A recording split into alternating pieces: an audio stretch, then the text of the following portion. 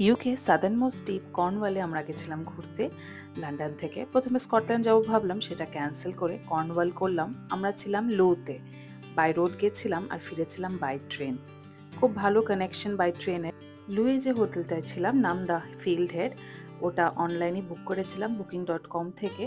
আর দাম নিয়েছিল £20, 4 জনের অকুপেন্সি। একটা কিচেনের ছিল, একটা বেড, একটা সোফা কাম বেড, যেটা বেড করে নিয়েছিলাম আমরা। আর তার সাথে ইন্টেরিয়ার বলে একটা বেসিক কিচেনের সেটিং ছিল, যাতে মাইক্রোওভেন, ক্রকারিজ, একটা ফ্রিজ, বেসিন সব কিছুই ছিল। একটা কিচেন টপও ছিল, মানে ইন্ডাকশন আর কি। তার সাথে ছিল 4 জনের অকুপেন্সির যে রুমটা, একটা দুর্ধর্ষ ভিউ।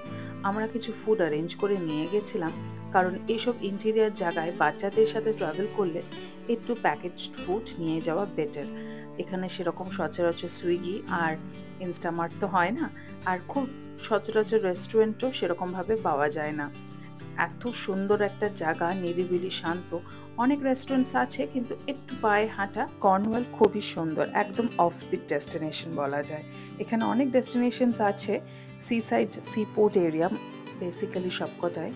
অনেক ভালো ভালো প্রমিনেন্ট ডেস্টিনেশন আছে, তবে আমরা লুটা চয়েস করেছিলাম। এখান থেকে বডমিন একটা ট্রেন স্টেশন কমিউনিকেশন খুব ভালো প্যাডিংটনের সাথে, তাই জন্যে।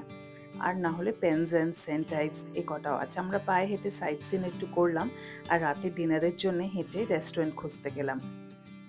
লাঞ্চটা কোনো রকম সারলাম, কিন্তু সাইট সিন দেখে আমাদের মোটামুটি মাথা আর চোখ রিফ্রেশড হয়ে গেল। আর রাত্রিবেলা ওখানে একটা লোকাল রেস্টুরেন্টে ফিশ অ্যান্ড চিপস খেলাম। যেহেতু পোর্ট সাইড এরিয়া, ফিশ খুব ভালো ফ্রেশ ক্যাচ। নেক্সট রিলে সাইট সিনগুলো শেয়ার করবো, আর লং ব্লগে আরও